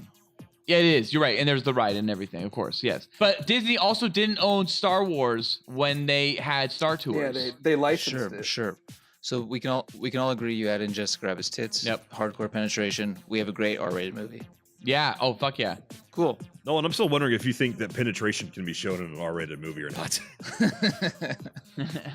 Yes. Alrighty. I guess okay. So the next one is me, and my number one I would have to go with is Baby Secret of the Lost Legend. I knew And now you'd this say is a that. movie that You would love this movie. I It's love this terrible. movie. This is something I grew up on for sure when I was a kid. You've been bringing it up for like 20 years.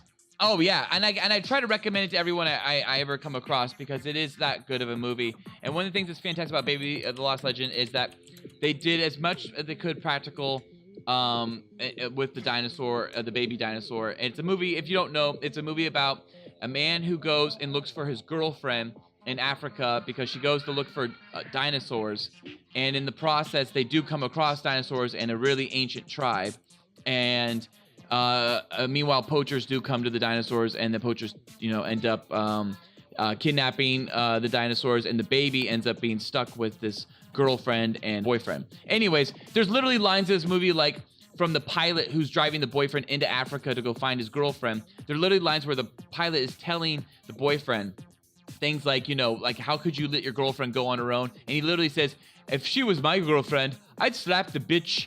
And he like literally says that, and this is a PG film. Like they push domestic abuse on children in this film. Plus, they use real squibs on the dinosaurs. Spoiler alert: they kill the father in the beginning of the movie, the father dinosaur Brontosaurus. And they use real squibs on this dinosaur when they shoot it, and it's really violent. And they destroy the chest of this dinosaur and the neck of this dinosaur. So they killed a fucking real dinosaur. No, they kill like a real robotic dinosaur, like puppet dinosaur. Yeah. Real squibs is kind of an oxymoron. Real squibs. I like real squibs. They didn't have CG bullets. They didn't have CG blood splatters in 1985. So basically, they either used squibs or they didn't use squibs. And this movie practically has also a sex scene where, and this is why this would be a hard R, is that you would just, there's a scene in which literally the boyfriend and girlfriend are having, are about to have sex, but baby keeps messing up the tent, and they eventually get baby out of the tent, and then they fade to black, and then they wake up the next morning, and they're both, covered by the sleeping bags properly, naked, and baby's not next to the tent anymore, and they have to go deal with baby, whatever. And that's what they call the baby dinosaur. But instead, hard R version, just let baby or get out of there, and then you show the fuck scene. Solid. Yeah, you also didn't even mention the best part. That the woman that you're describing is actress Sean Young. Who was driven insane by the movie Baby, Secret of the Lost Legend. Was she really? She was crazy. You're thinking of Margot Robbie. Or not Margot Robbie, Margot Ritter? Margot Kidder also went insane. Sean Young went batshit crazy after 1985. When she didn't get the role of Catwoman, she went insane. Oh, really? Yeah. Yes. I didn't know this. Well, she didn't get the role of Catwoman because she was insane. Like she was basically stalking Tim Burton. Yeah. She was on the short list for the women considered because she was still somewhat popular. Because Blade Runner was still pretty recent. Yeah, and Baby was 1985, so she'd been working. And then she showed up at his house dressed in a Catwoman outfit she had made and started like purring and acting like a cat in order to get the movie. And that meant she did not get the movie. What? Really? And I blame her mental illness to being in Baby, Secret of the Lost Legend. Andy, have you seen Baby? No, I have not seen Baby. You've never seen... Guys, see Baby, Andy. It's really good. Classic Andy, you do 80s not song. need to ever see Baby, Secret of the Lost Legend. It is not a good movie. It's a great movie. No, it's a good movie. It's a great movie. Ballard's got me to watch a whole lot of horrible movies over the years. So all of us. He's done that to all of us. You made me watch Dolomite, Ballard. Dolomite. I also made people see Black Dynamite. Yeah, I watched that with you. I think that was fun. Yeah, I made a bunch of people see Black Dynamite. That was a good movie. Anyways, so yeah, I think Baby, you could end it with, you could make it T-Rexes instead of Brontosauruses, and then you just amp the violence right there. And when the mom breaks free at the end and she eats the main poacher and they kill all the other poachers, instead of just like a Brontosaurus taking out, a poacher, you get T-Rexes eating it. You're being way too descriptive of what this movie's about. Agreed. I love Baby. I can't stop. I can't. It's a problem. I know you love it. It's a problem. You can't. It's a problem I have. It makes me so weird. All right, so yeah, Baby's my number one. Great cover. Yeah. Great cover. I used to pass that in the VHS store and be like, what the fuck is that? That movie looks cheap. Pass. And that was the right instinct. Ha ha ha, that was super funny. All right, Steve, what's your number one? Yeah, that sounds natural. My number one pick would be Hook.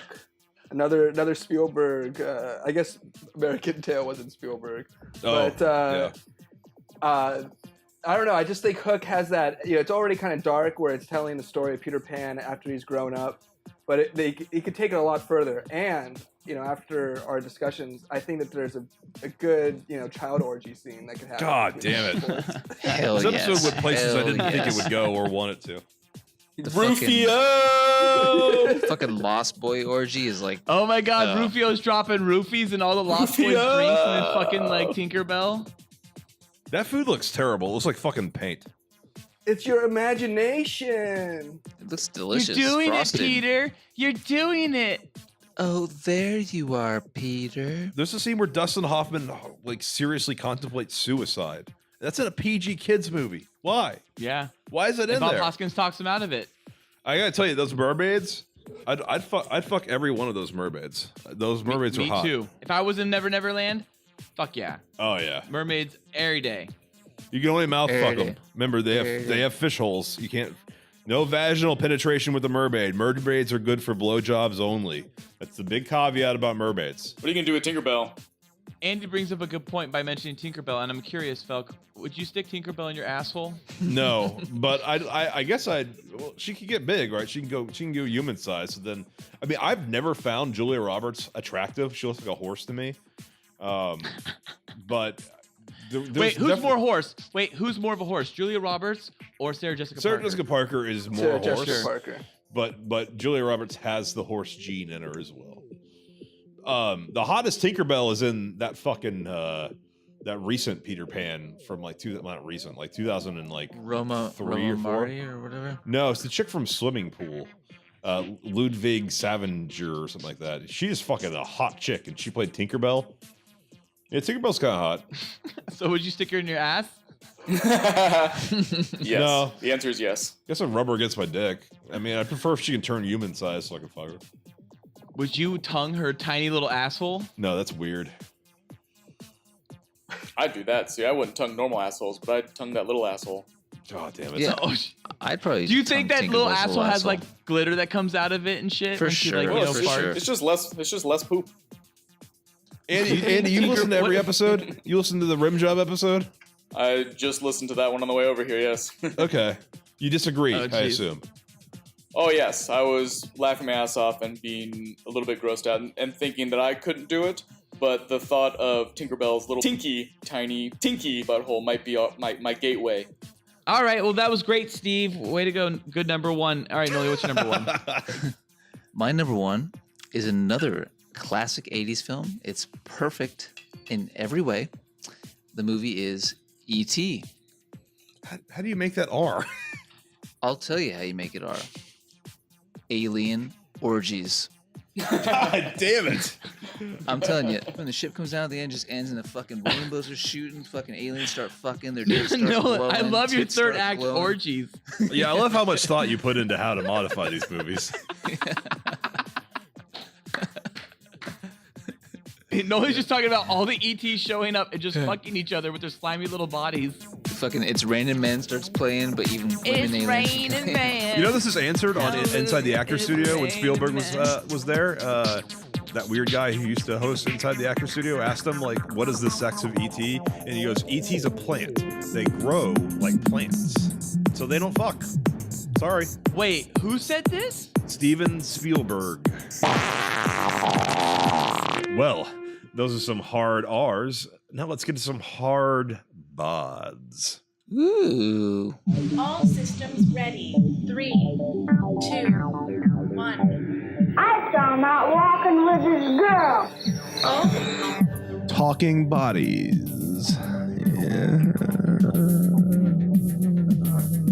Talking bodies. oh yeah.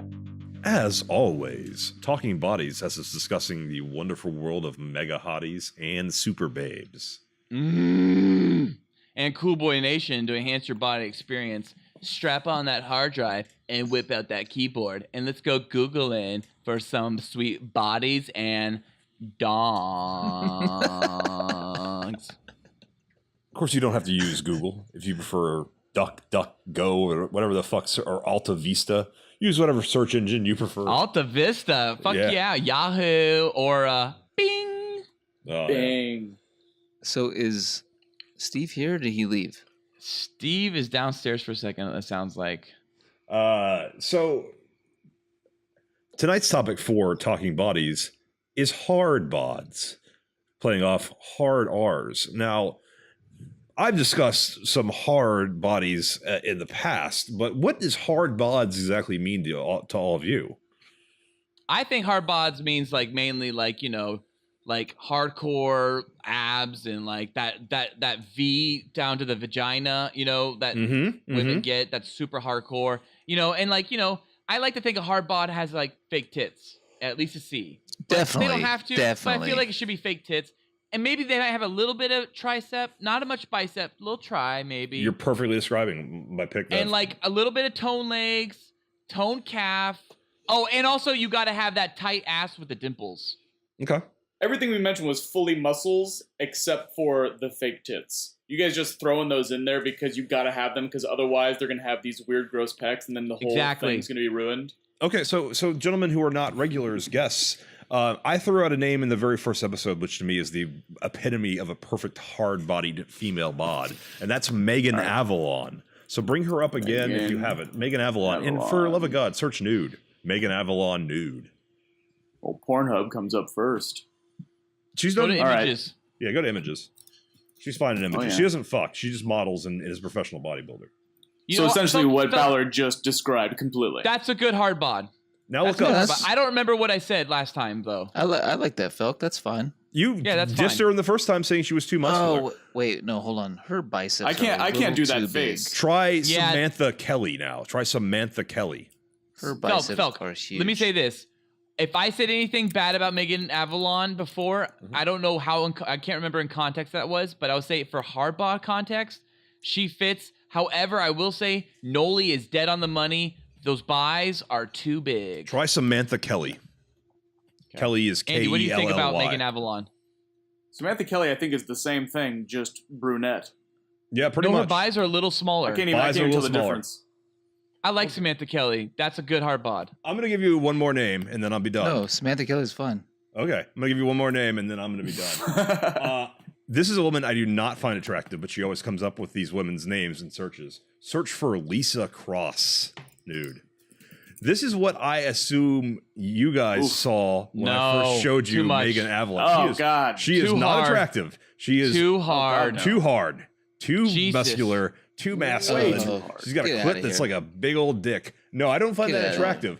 But when I showed you first Megan Avalon and you were like, no, too muscular. I'm like, what are you seeing? Because I think Megan Avalon is fucking perfect. And so is Samantha Kelly. Perfect human specimens of hard-bodied, muscular females. But then there are women who take it too far. And I wanted to give you one that I thought was too far and see how you'd react. No, that's too far. Too far. I have a hard bod to throw in here in the way of Ava Andressa too. Sorry, Ava Andressa. Was it Megan Avalon? That was the first one. Yeah.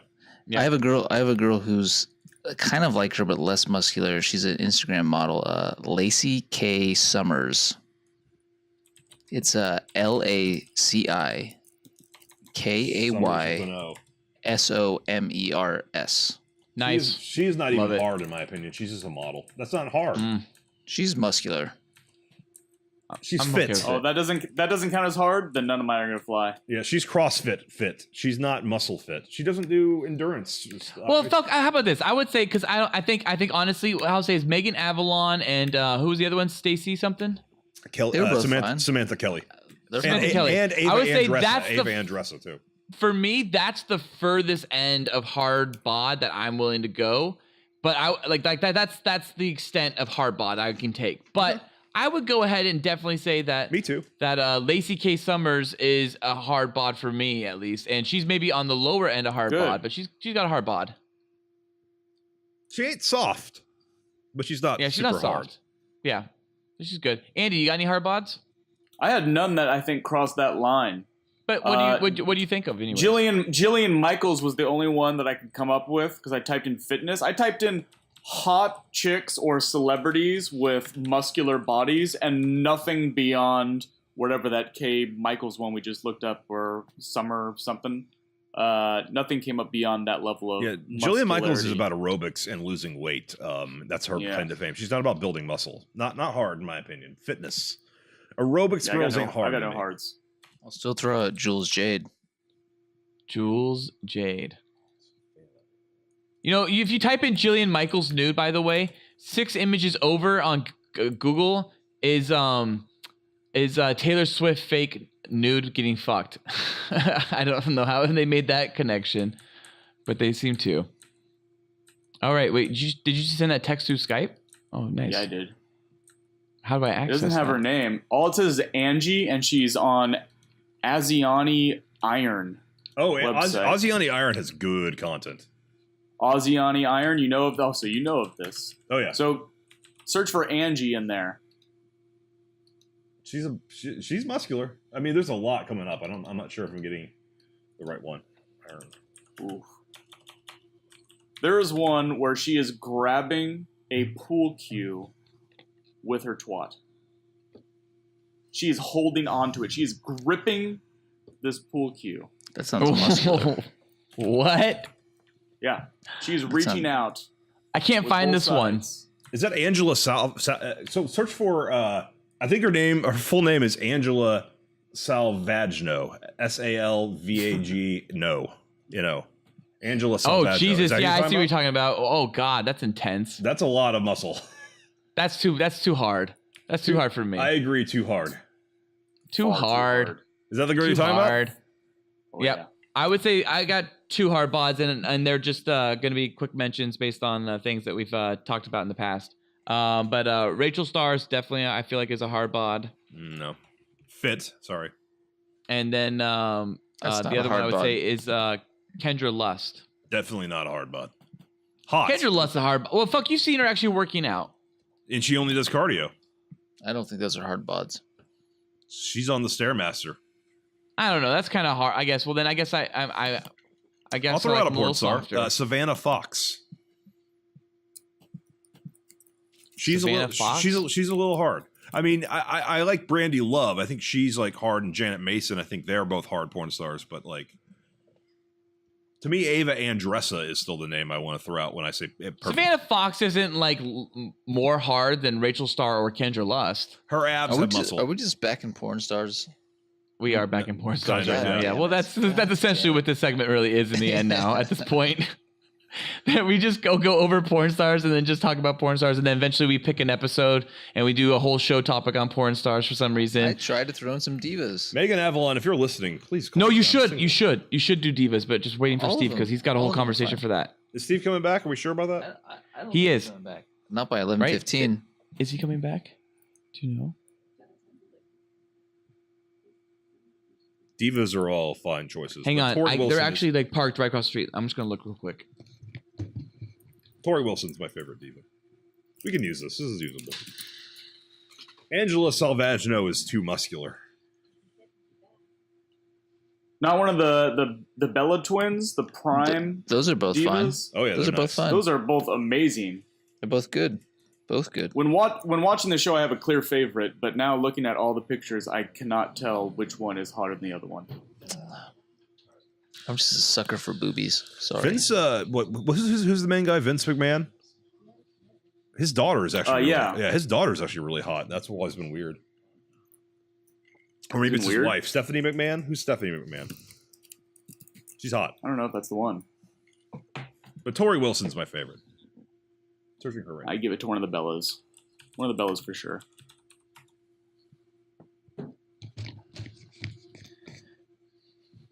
All right, let's get into divas. Yeah, Tori Wilson is my favorite diva. She's not super hard, but she's got the muscles, and she's my favorite of the divas. Sable was good too. Sable was good. Sable and Tori Wilson are both prime A. Yeah, for sure. Sable was like early on Playboy, and that led Tori Wilson to do Playboy twice. Correct. I think, right? I mean, And then come on. And then someone else Yeah, did Tori Wilson's Playboy, incredible. who takes it too far, and that's Who? China. China. China's too muscular. She did porn, and then she died. China on the list. What was it, like One Night in China or something like that? What Yeah, was she it does called? anal in that scene. She does a scene with Phoenix Marie in that scene. Was it One Night in China? Yep. Was that what it was That called? was her first scene, but then she did more. Because that was like based on One Night in Paris, right? That was the whole idea. Yeah. So I want to bring up. Have you guys seen Tori Wilson recently? She's not muscular anymore. No. Oh no, she is. She became a mom. She's in the CrossFit stuff. She still looks good, but she's way more tone. Oh yeah, she looks great still. No, but she has like an 8-pack now. Yeah, she's hard. But she is still looking good. Yeah, no, absolutely. I prefer still classic crushing it Tori and killing Wilson. it. Oh, you know what? Oh, what was her name? China. Oh crap. No. She wasn't a Sable. diva. Rochelle Lowen. Loewen. Nude. Rochelle with an O. She's hot, but she's not hard. This Rachel Lowen chick is a WWE girl. She's hot, but she's not Oh, that is she? good. Yeah. Madison Ivy's got a hard bod. Yeah. She's not muscular. She's a great chick. You're just but she's thinking not fit hot. girls. You got to have some muscle. I don't know porn star names, and I think that's the only place where we're gonna find all these. What's that one with all the tattoos all over, and she's got the spider webs on her tits? Bonnie Rotten. Annabelle Peaks. Nope. Bonnie Rotten. Bonnie Rotten. She's kind of hard, right? She's not super hard, but she is definitely fit. But I love Bonnie Rotten. She's excellent. We actually I think talked about it in the last episode. Spider webs on your tits. That's all you got. That's all you got to say. Felk, that's all you got to say. I agree. What do you think about Sybil Stallone? She's okay. Really? You like that? I was joking. Oh, here we go.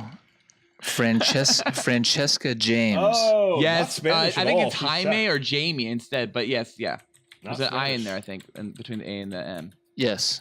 She's the first But yes, VR she is. porn I like ever her. watched. Yep, that's a good one. That's a great hard bod. She's hard bod. She's pretty hard. I think Rochelle Lowen is hard bod. How can you say she's not hard bod?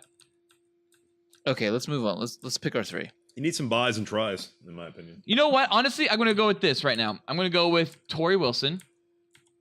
And I think she's definitely on the top three, no question. I'll Sure. put Megan put her Avalon there. for doing a top three. That's fine. I'm not Megan going home Avalon can without her. go. Okay, she can go on it. Yep, Megan Avalon for sure. That works. Yeah. Yeah, Tori Wilson, Megan Avalon. So I would put Tori Wilson above Megan Avalon only because of celebrity. That's the only reason. That's fine. So, but we got to figure out that third. I think three. Tori Wilson wins. Well, you know what? She Because did Steve's win. not She's here won. to be able to do his list. What was I'll look at his list real quick because he had some good options on there. Hang on one second. He had the Bella twins. Yeah, the Bella twins for That's sure. kind of cheating. But I guess not. Can that fill? Yeah. Can both of them fill the 3 spot? Yeah, I guess, but I don't really think they deserve it. They're hot, but they're not like that good. I'll throw out Samantha Kelly or Eva Andressa as my number 3 option. Let me just do Ava Andressa. I would say Rochelle Lowen, honestly. I think that's a good number 3. I don't think she's But hard. I'll say Ava Andressa. Let me just give her another look-see. Bonnie Rotten. Bonnie Rotten's Nah, not hard enough, but she is she's not awesome. hard. She also, Yeah, okay, you know what, Felk? Totally. Ava Andressa, for sure. I say it goes Tori Wilson for celebrity, Ava Andressa, and then Megan Avalon. You know Eva Andressa is Brazilian, don't you, Ballard? Oh, that Yeah. taints it, doesn't it? All right, Megan Avalon, Ava Andressa. Tori Yay. Wilson wins. Yeah. That's the only Brazilian that ever wins this from this point on. Gets in the she's top winning? 3. She's winning. She's on 3. Well, she wins by Oh. being in the top 3. 3. That's as far as I'm concerned. Brazil ever gets the win. Who won? Tori Wilson. Oh, Tori Wilson. Tori Wilson's number 1. Then I think it goes Megan Avalon, then Ava Andressa. Even though if she wasn't Brazilian, I'd put her at number 2 for sure. You do Samantha Kelly as an alternate. Yeah, maybe. She's good honorable mention. so cool. So cool. Where are we at now? Dongs. It's time for dongs. Someone got to segue me in. I think that was your segue. It's time for some dongs. Love that dong. Love that dong. All right, Cool Boy Nation. That means it is time for Loving That Dong. And we picked 3 celebs. And guess who has the biggest dick and why? And tonight's episode of Love That Dong is called Felk. Jesus Christ. Maverick's hard deck cockpits. Which is a reference to Top Gun. So the idea behind this is 3 men that rode as co-pilots for Maverick. That would be Anthony Edwards' Goose, Clarence Gilliard's Jr. Sundown, and Tim Robbins' Merlin. And I provided you guys links for their dongs. This was hard because immediately I thought of Sundown being the black Sundown. guy. And his picture is not good. It's just nothing's going on there. Then I thought, oh, Tim Robbins would definitely win because he's a tall man. Then his dick is actually on film, and it's not good either. No, So I'm confused. I I'm have more no idea. confused with why we're doing a Top Gun dongs that doesn't have Tom Cruise, Val Kilmer, and Anthony Edwards. Why'd you go with Clarence, whatever the fuck, and this other guy? Because these are cockpit cocks, essentially. That's why. These are the co-pilots, the cock pilots. Well, I'm not super of familiar Maverick. with the work or the dong of Clarence Gillard. Well, then you need to watch fucking Walker, Texas Ranger, big guy. Is he okay? He's the black guy from Walker, Texas Ranger. Oh, well, how dare you, Sorry. Felk? Why does he have to be black? Because he is. It's the black guy from Top Gun. Yeah, He I is. mean, Hey, man, I'm talking to you, man. I will fire when I'm good goddamn and ready. All right? Got that. I don't even remember. I barely remembered what Tim Robin just does in the movie. Like, what is He's his purpose? Merlin. Yeah, what does he do? He fucking guides Cougar in, and then he's Maverick's co-pilot at the last battle.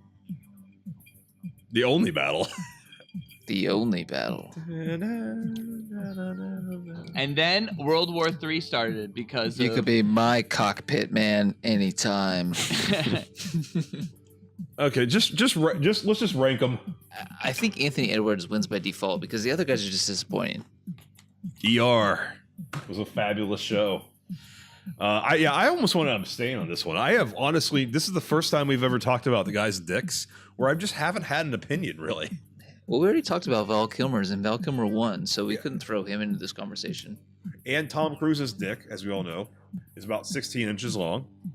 So there's almost no point in even putting him in there.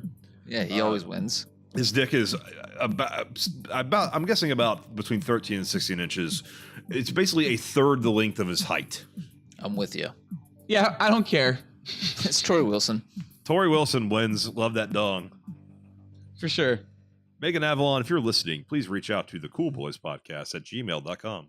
You're a fool. I think you complain just to hear yourself talk. Yeah, I'll shut you up. Yelling at the wall. Haven't you had enough? Oh, yeah. Cool Boy Nation, tell us about any of your funny or interesting theories on turning PG movies into hard R movies. Also, if you have any questions or more insights into PG or hard R movies, let us know. That doesn't work for that one. No, it doesn't. Okay, whatever. And obviously, if you know any bodies or dongs you'd like us to mention on the show, please write to us and let us know, because I always love seeing those bodies and dongs. No one fucking sends us bodies, so no one fucking sends us dongs. No. I want a dong. Send me a dong. I'll send you a dong. Mm. And then recently also on the YouTube page, I was just watching Felk's VR stuff, and I gotta say, Felk, next time record yourself, please jack off the alien. And then, did you plan on saying "aw shit"? No, I just started saying it, and then I edited it in. I love that. And then I guess I gotta say that I finally finished watching the live stream, getting subs. And I love that you mentioned that you can't even type on your keyboard. So I love how Jack was like right before even realizing that comment. There's the keyboard. There's the keyboard in question. Razor Black Widow Ultimate. And I didn't realize Nugget Master, that's where his origin started. He started at 11 minutes and 48 seconds into the episode. You see Nugget Master for the first time, as far as I can see. Yeah. So Nuggies, come back, Nuggies. Yeah. Okay. We miss you. So, would you rather? What is it, Noli? What's the would you rather? So tonight is, would you rather have a soft PG dick for 6 months or a hard R erection for a whole year? A soft PG dick. You can't for put a 6 dick months. in a PG movie. But your dick, a PG dick is soft. I guess. Not if you're David Bowie. Yep. Or a hard R dick for a whole year. So that means your dick is hard for a whole year. It never goes soft. You are constantly having a hard dick. I think I would go with the hard dick. Hard dick, yeah. That's not You could do the tuck. You can't fuck if you got a soft dick perpetually. Yeah. But it would be a horrible pain in the ass, but absolutely worth it. Are you thinking about how uncomfortable it is to have a boner all the time? Well, you're going out in public. You're going to the grocery store. You're going to the bank. You fucking have a hard dick. It gets painful. You ever have just a fucking boner for too long? You get blue balls and it starts hurting. Yeah. You can still have sex, but you're just always having a dick. Your dick never goes soft. Oh, for a but whole dude, year. soft dick sex is like, can you? Oh, you can't even do anything with that. You're pretty much not having can't. sex for 6 months. Or masturbate. You're not even masturbating. No, you No, can't no. soft dick masturbate. What is that? That's unpleasant. I'm going with hard dick. Hard dick. Yeah, and it's hard dick, and you have to tuck it between the belt the whole year. That's it.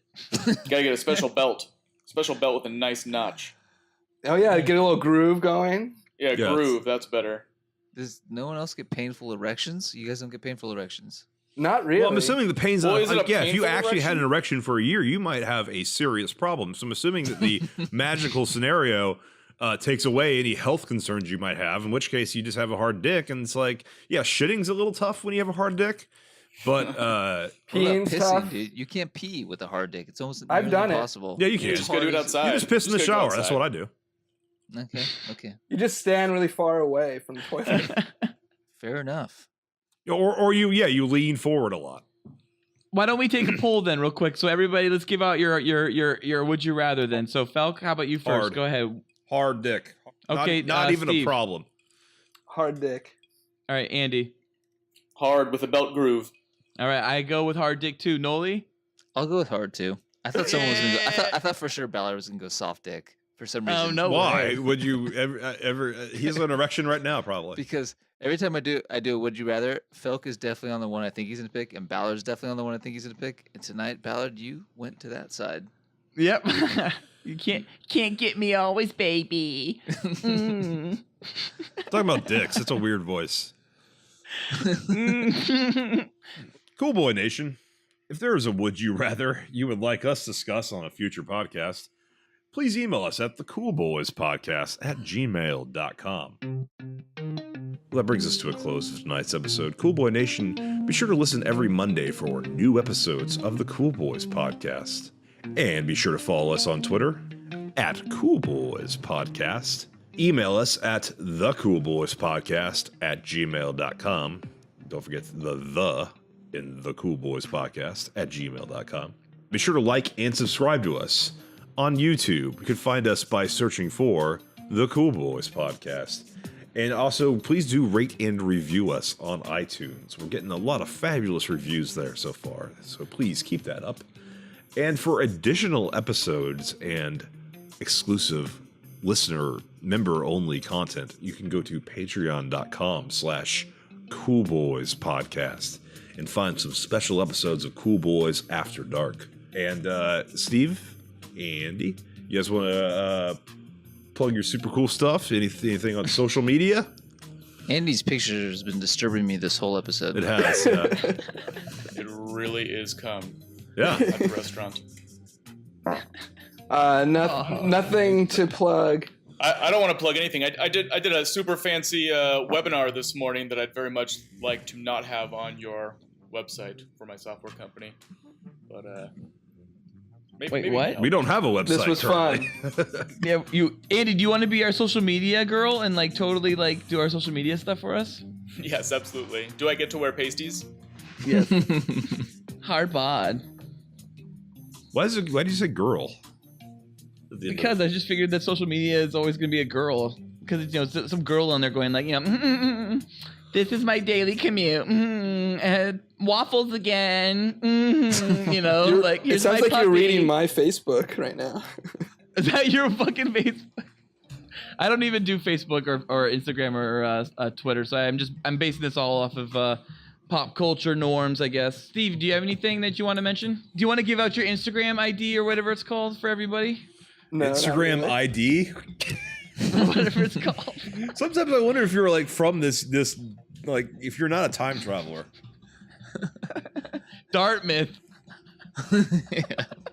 Thank you for listening. Stay cool, Cool Boy Nation. Until next time, it's Byzies from me. And that's Byzies from me. And Byzies from me. Byzies. Double Byzies. Byzies, gentlemen. Thank you for All right. joining us. Thanks, Andy. Thanks, Steve. Yeah, all very right, much, guys. Thank you, cool boys. Come back, guys. Bye, guys. You outstanding American boy. You have excelled in all things. I pump while I dump.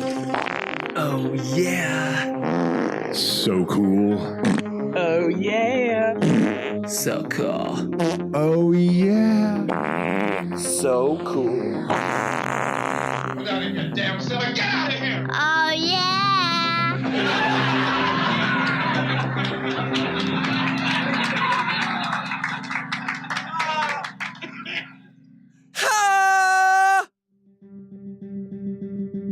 This episode of the Cool Boys Podcast was brought to you by... Guys, I have one honorable mention to the Oh, jeez. to the hard R scenario. Maybe it's Big. Did he end up fucking the chick when he was like 12 years old? He did. I think so, yeah. So that movie encourages For sure. Oh, the teacher. Statutory rape. Shame. Get some Cool boys.